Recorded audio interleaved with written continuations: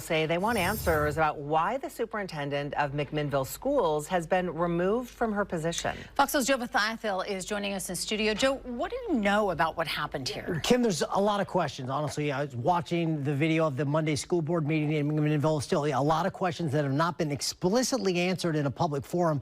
But at that meeting, board members did vote to accept what they call a separation agreement with the district's superintendent, even though they say this is a mutual agreement. Officially, she has been terminated without cause, and yet we don't know the reason why. The vote came following some very contentious and emotional testimony in that school board meeting Monday night.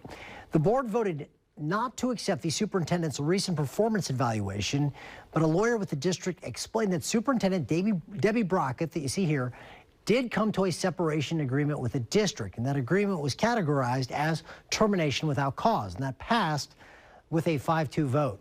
The board members who were opposed echoed community frustrations that this move is costly and damages community relationships that have already been built.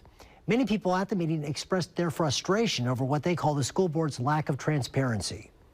Sending this district down a path without leadership, without a superintendent, for no reason at all.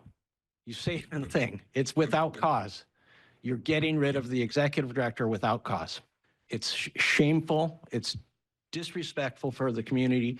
And if this ends with no superintendent and no explanation, shame on you.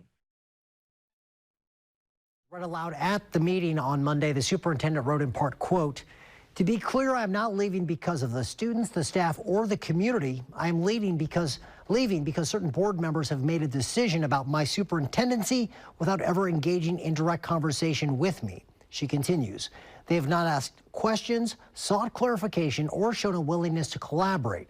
That has made it impossible to continue leading effectively." Brockett had been with the school district since 2021, but she is on paid leave since last Friday and will continue to be paid and receive benefits through the end of the year.